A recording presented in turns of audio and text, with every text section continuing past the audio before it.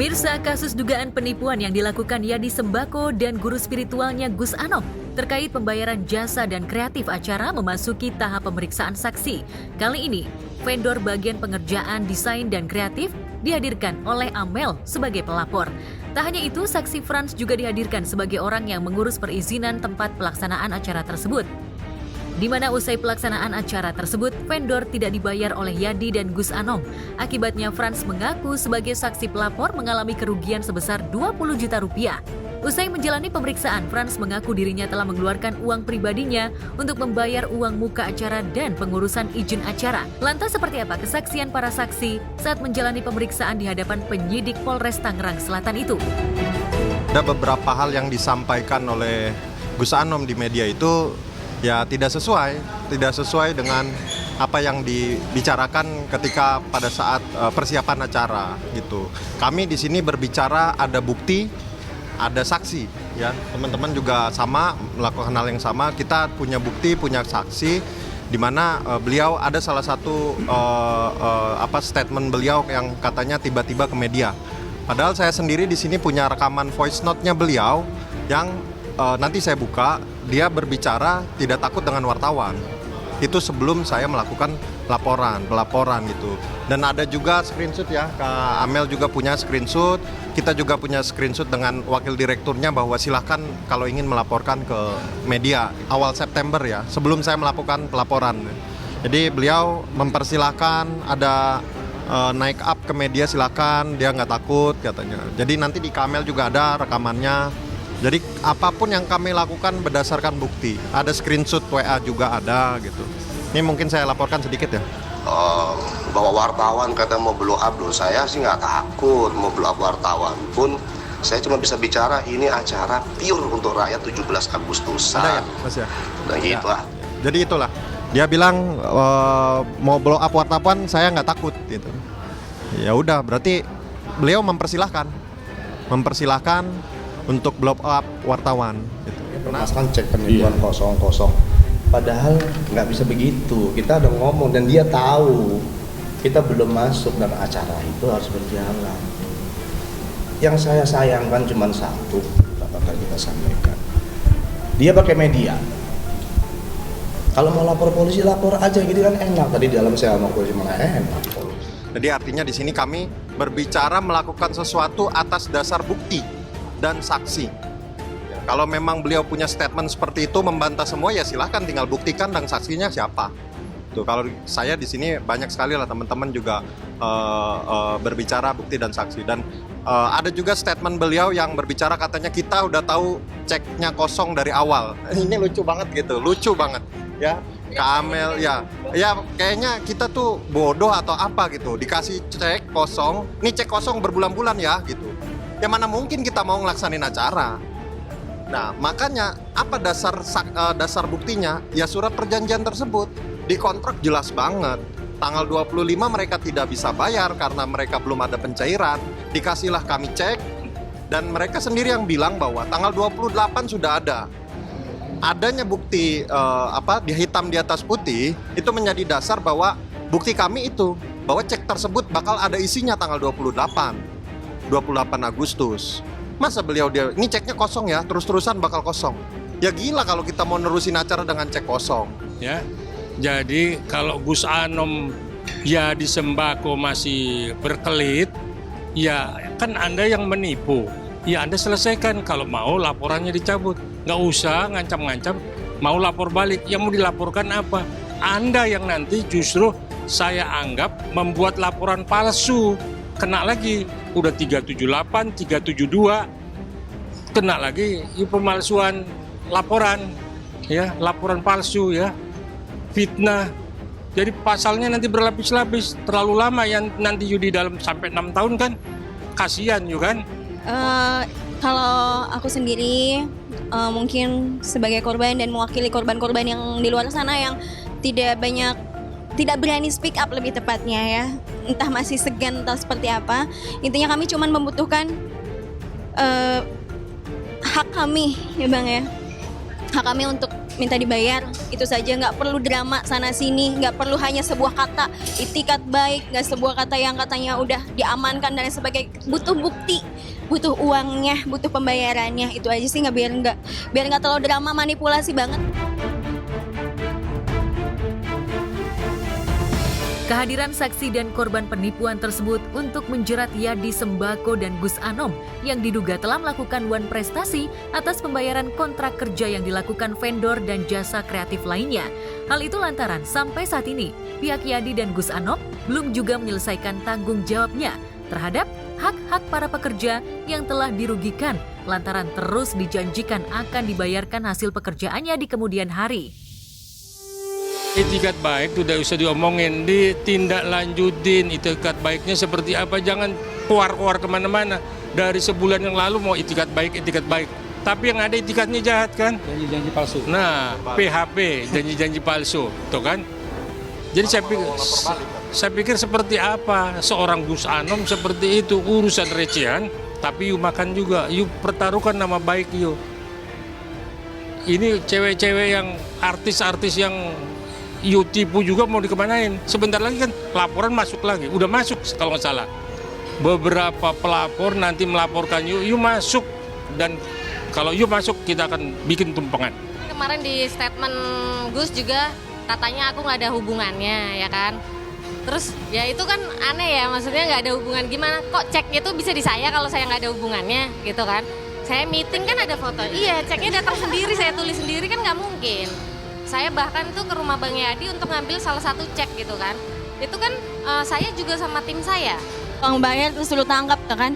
Jadi berusaha untuk seolah baik, tapi ternyata di belakang memang tidak seperti itu gitu loh. Membuat kami, sungguh sebenarnya membuat kami merasa kecewa dengan gelar-gelar, dengan statement beliau, dengan gelar beliau tuh kami kecewa banget sih.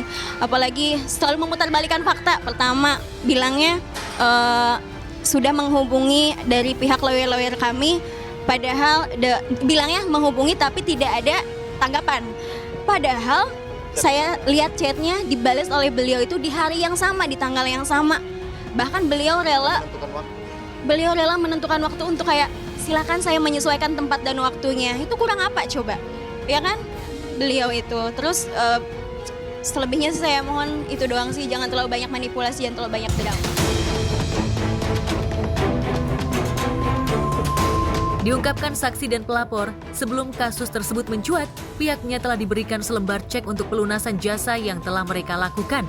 Namun dana yang ada pada cek tersebut tidak cukup untuk membayar pekerjaan para vendor. Katanya memang uang dari investornya itu belum turun, ya kan.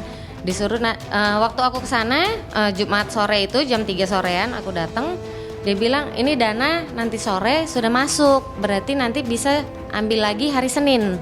Nah sementara bank itu tutup kan kita memang nggak bisa ngecek. Kita minta tolong dicekin, dananya udah masuk belum gitu kan. Sudah dicek ternyata masih 600.000 itu.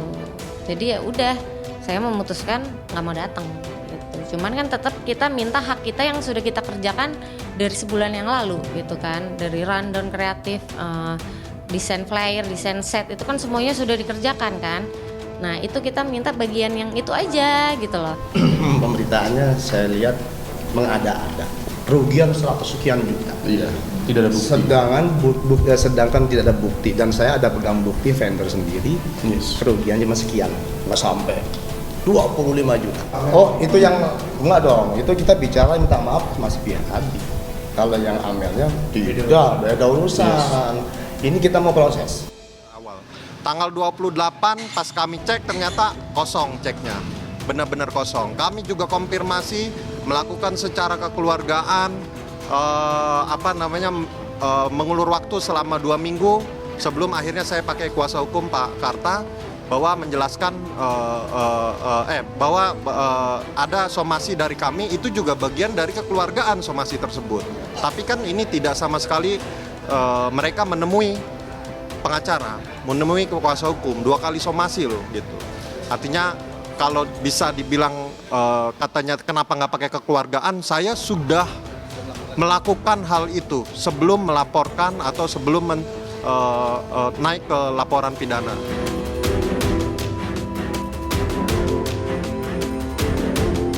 Diungkapkan pihak pelapor sampai saat ini tidak ada itikat baik dari pihak terlapor, dalam hal ini Yadi Sembako dan Gus Anom, untuk menyelesaikan kewajibannya.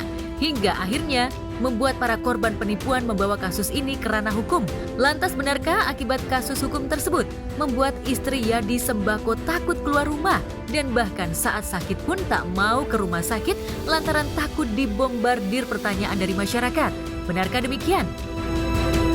Saya itu tidak berani melakukan apa-apa, apalagi penyelenggarain acara gede, apalagi sama mau tanda tangan di PT, semuanya koleksi saya semuanya gitu kan. Kenapa saya dipasang di situ? Kenapa saya tanggung jawab itu? Nah, teman-teman udah bisa lah membayangkan bagaimananya gitu kan. Saya pribadi, saya ngomong sama Yadi waktu itu kan. Yadi muncul, saya bilang, jangan mau diinjak-injak. Karena dia mungkin down, trauma, kan saya tahu kondisi Yadi tahu. Tapi saya bilang sama Yadi, saya kan bela kamu. Sebenarnya kita udah persiapkan ya.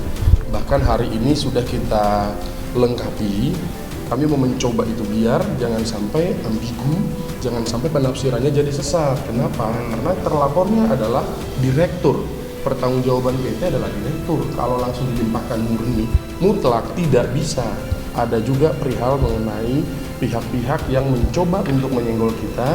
Kami tetap pada prinsipnya sebagai badan usaha, yaitu adalah PT.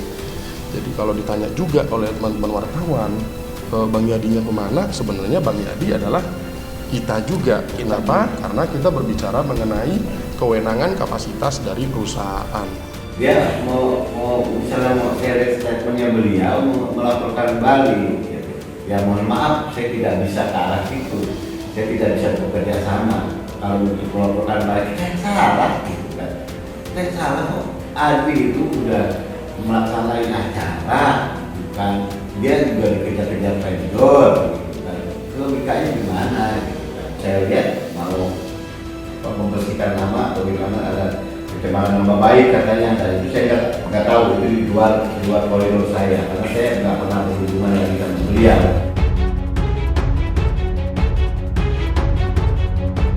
Kendati kasus ini telah bergulir panas di kepolisian, namun pihak pelapor tetap membuka pintu damai jika Yadi dan Gus Anom mau melunasi pembayaran sesuai perjanjian.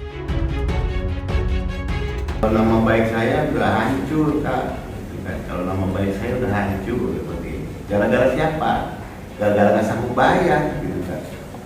Yang menjadikan siapa ada pembayaran masuk? Ya tanya komisaris. Gitu kan. Nama saya udah hancur begini. Kang Adri melaporkan saya, ya karena saya disuruh tanggung jawab sama komisaris. Semuanya gara-gara siapa, gitu kan.